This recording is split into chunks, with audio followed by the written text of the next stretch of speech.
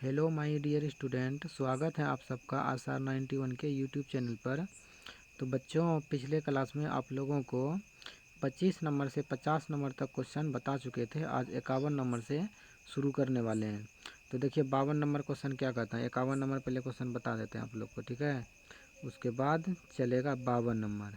51 number देखिए question कहता है, भारतेंदु हरिश्चंद्र का मूल नाम क्या था। इसका मूल नाम था हरिश्चंद्र, ये गलत है। इसका मूल नाम था भारतेंदु। क्या नाम था? भारतेंदु। भारतेंदु ये उसका मूल नाम है, बल्कि ये हरिश्चंद्र तो उसकी उपाधि थी।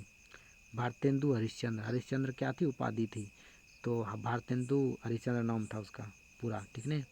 तो भारतेंदु हरिश्चंद्र का मूल नाम था ये भारतेंदु, पर हरिश्चंद्र उसकी उपाधि थी।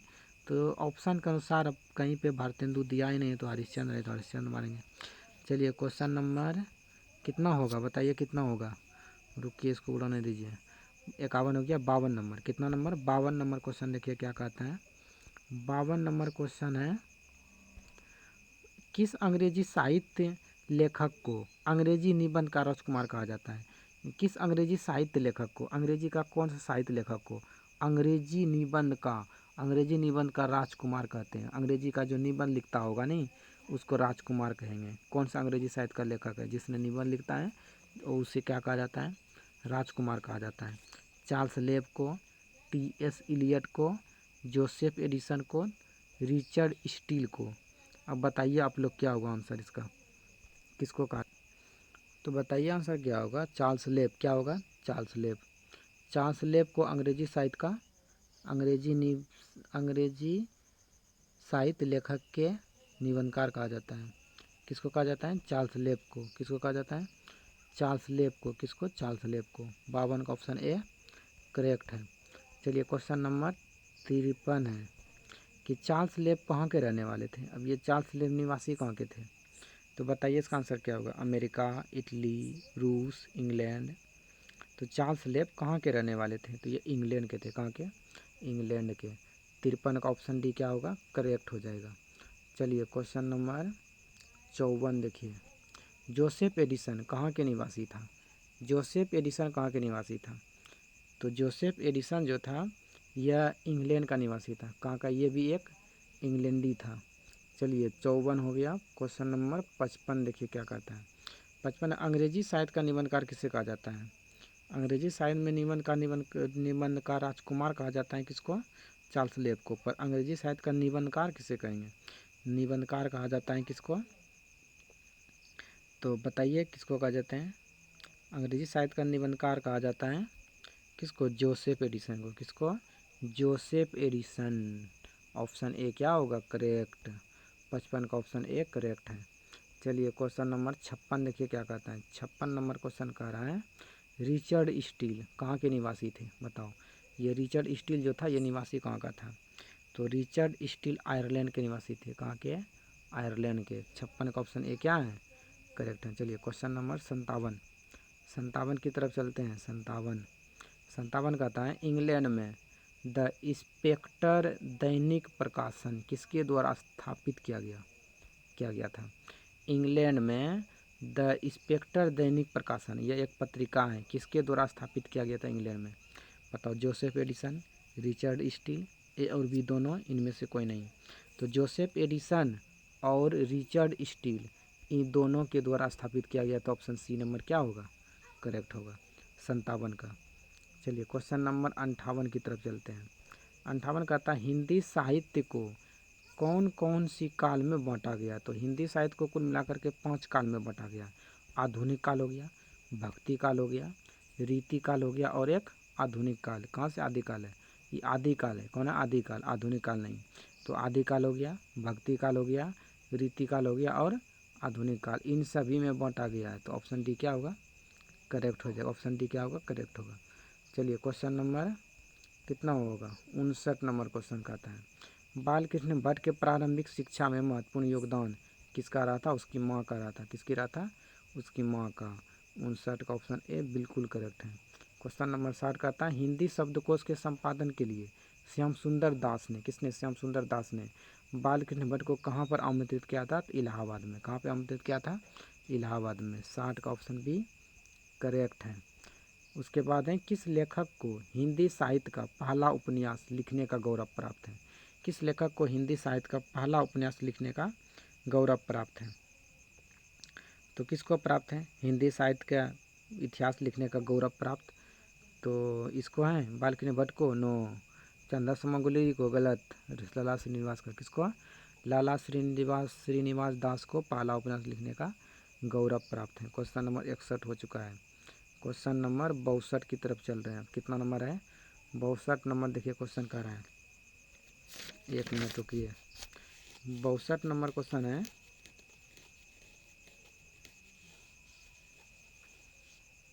क्या क्वेश्चन, लाला श्रीनिवास दास का पहला उपन्यास कौन सा था। तो हम ये बताएं कि किस लेखक को पहला उपन्यास लिखने का गौरव प्राप्त था। तो लाला श्रीनिवास दास को। तो लाला श्रीनिवास दास ने पहला उपन्यास कौन सा लिखा था, कौन, तो वो लिखा था परीक्षा गुरु। कौन सा लिखा था, परीक्षा गुरु, ठीक नहीं। कौन सा लिखा था पहला उपन्यास, परीक्षा गुरु, जो कब प्रकाशित हुआ था, 25 नवंबर 1882 को। 25 नवंबर कब हुआ था, 25 नवंबर 1882 कब हुआ था, 1882 को। 25 नवंबर 1882 ईस्वी को लाला श्रीनिवास दास ने पहला उपन्यास लिखा था, जिसका नाम था परीक्षा गुरु। क्या नाम था, परीक्षा गुरु। चलिए क्वेश्चन नंबर 63 की तरफ चलते हैं। अब 63 नंबर देखिए क्वेश्चन है कि लाला श्रीनिवास दास का पहला उपन्यास, जो पहला उपन्यास परीक्षा गुरु था, प्रकाशित कब हुआ था। बताइए, 25 नवंबर 1883, 83 बोले थे कि 82 बोले थे, 25 नवंबर 1882, ये 82 बोले थे, क्या बोले थे, 82। चलिए 63 हो गया। क्वेश्चन नंबर 64 की तरफ चलते हैं। 64 नंबर देखिए क्वेश्चन कहता है, बाल कृष्ण भट्ट मूलतः क्या थे। तो मूलतः क्या थे, कहानीकार थे। बाल कृष्ण भट्ट मूलतः निबंधकार थे। क्या थे, निबंधकार थे। 64 का ऑप्शन बी क्या हो जाएगा, करेक्ट हो जाएगा। चलिए क्वेश्चन नंबर कितना है, 65। 65 कहता है बाल कृष्ण भट्ट की रचना बातचीत क्या है। तो बाल कृष्ण भट्ट का जो रचना बातचीत है, ये एक निबंध है, ललित निबंध। कैसा निबंध है, ललित निबंध। 65 का ऑप्शन ए क्या है, बिल्कुल करेक्ट है। चलिए क्वेश्चन नंबर 66 की तरफ चलते हैं। अब पढ़ने में एकदम मज़ा आएगा। चैप्टर का क्वेश्चन आ गया। चलिए क्वेश्चन है, बातचीत शीर्षक निबंध के निबंधकार कौन है। इसके निबंधकार कौन है बताइए। तो बातचीत शीर्षक के निबंधकार हैं बालकृष्ण भट्ट। कौन है, बालकृष्ण भट्ट, ठीक, जिसका जन्म हुआ था 23 जून 1844 ईस्वी को प्रयागराज यानी इलाहाबाद यूपी में। कहाँ पे, इलाहाबाद यूपी में। चलिए पिता का नाम क्या था, बेनी प्रसाद भट्ट, और माता का नाम था पार्वती देवी। पिता क्या थे, व्यापारी थे पेशे से। चलिए 66 हो गया। 67 नंबर क्वेश्चन देखिए क्या कहता है। 67 नंबर क्वेश्चन कह रहा है कि अनेक प्रकार की शक्तियाँ जो वरदान की भांति वरदान की भांति ईश्वर ने मनुष्य को दी हैं, वह क्या है, यही बताना आपको। कहता है कि अनेक प्रकार की जो शक्तियाँ हैं जो वरदान की भांति यानी वरदान के रूप में ईश्वर यानी भगवान ने मनुष्य को दी हैं, वह क्या है। तो वह एक वाक की शक्ति है, मनुष्य को बोलने की एक शक्ति दिया है, जो कि ईश्वर का दिया हुआ है वरदान के रूप में। अगर जो देता बोलने की शक्ति, वाक शक्ति ईश्वर ने, तो आज आदमी लोग कैसे रहता, व्यक्ति कैसे रहता, चुपचाप गूंगा रहता, इशारों से काम करता कि नहीं, बताइए। इसीलिए अगर जो वाक शक्ति दिया है तो कितना अच्छा किया है। तो 67 का ऑप्शन बी क्या हो जाएगा, करेक्ट हो जाएगा। चलिए 67 हो गया। ऑप्शन 68 होगा। अब 68 नंबर देखिए क्वेश्चन कहता है। 68 नंबर क्वेश्चन कहता है, अशिक्षित लोगों के बीच में बातचीत को क्या कहते हैं। जब अशिक्षित मतलब मूर्ख लोगों के बीच में, जब यानी अशिक्षित लोगों के बीच में जब बातचीत होती है तो उसे क्या कहते हैं। तो उसे कहेंगे मूर्खता की बतकही, या कहावत, या चालाक। ये सब नहीं होगा, मूर्खता, कहावत, बतकही होगा। क्या होगा, किताब में बतकही लिखा हुआ है। तो अशिक्षित लोगों के बीच में जो बातचीत होती है उसे बतकही कहा जाता है। क्या कहा जाता है, बतकही कहा जाता है, यानी कि बेकार बात होता है। चलिए अगला क्वेश्चन है, 1 मिनट रुकिए। बतकही कहलाएगा, क्या कहलाएगा, बतकही। चलिए क्वेश्चन अगला देख रहे हैं, लाइट भी कट गई। 68 हो गया, यानी 69 होगा। 69 नंबर क्वेश्चन।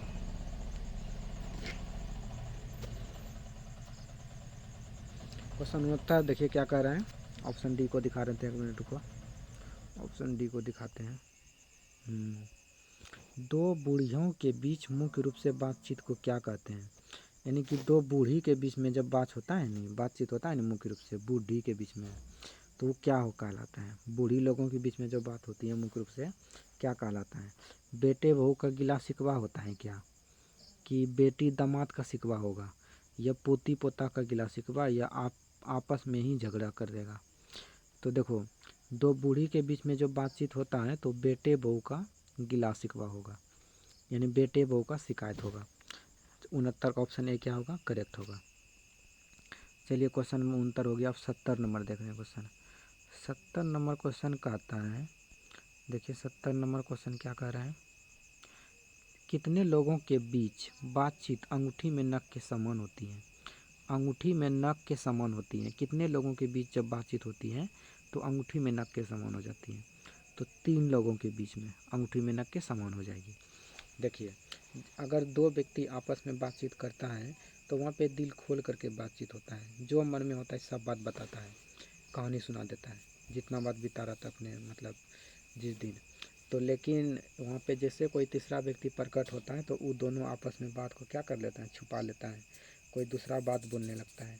तो वही होता है कि कितने लोगों के बीच में अंगूठी में नख के समान हो जाती है, बातचीत अंगूठी में नख के समान हो जाती है। तो 3 लोगों के बीच में, जब भी 3 लोगों के बीच में अच्छा से बातचीत नहीं हो पाता है, यानी 2 लोगों के बीच में होता है, तीसरा व्यक्ति जो वही अंगूठी में नख के समान है।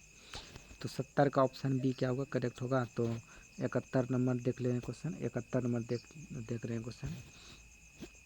यूरोपियन लोगों के बीच जो बातचीत होती है, जो यूरोपीय लोग होते हैं उनके बीच जो बातचीत होती है उसे क्या कहते हैं?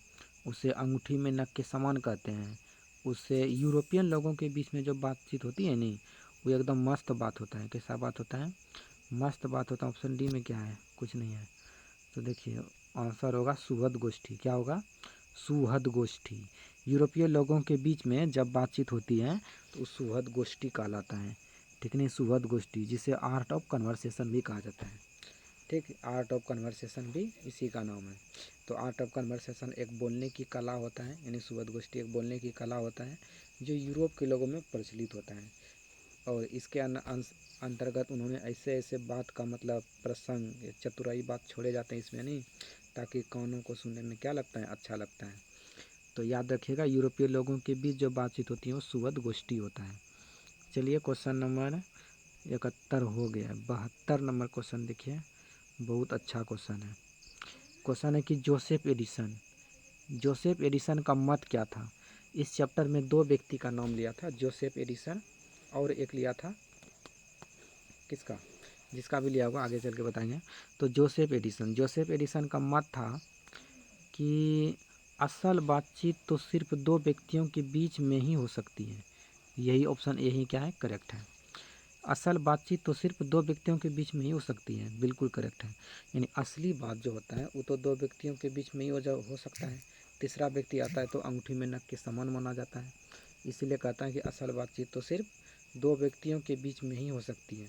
ये किसका मत है? जोसेफ एडिसन का मत है। और एक व्यक्ति का चर्चा है इस चैप्टर में, जिसका नाम है बेन जॉनसन। कौन है? Ben Jonson.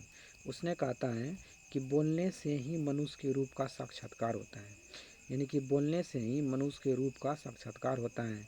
जब तक मनुष्य बोलेगा नहीं तो उसका गुण दोष कैसे प्रकट होगा? बिल्कुल सही बात है।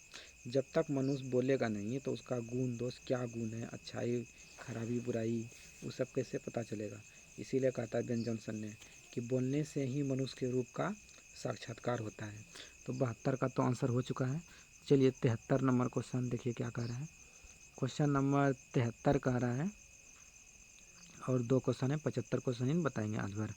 उसके बाद 73 नंबर क्वेश्चन है कि बातचीत से मन किस प्रकार का हो जाता है?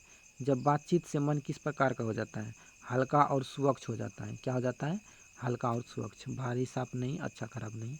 तो हल्का और स्वच्छ हो जाता है। बातचीत करने से मन किया जाता है, हल्का हो जाता है और स्वच्छ हो जाता है। चलिए क्वेश्चन नंबर 74 की तरफ चलते हैं। 74 नंबर क्वेश्चन कहता है आर्ट ऑफ कन्वर्सेशन कहाँ के लोगों में प्रचलित है? अभी हम बताए थे नहीं, इसी का नाम आर्ट ऑफ कन्वर्सेशन का नाम क्या है? सुहृद गोष्ठी, जो कि कहाँ के लोगों में प्रचलित था? यूरोप के लोगों में। कहाँ के लोगों में? यूरोप के लोगों में प्रचलित था।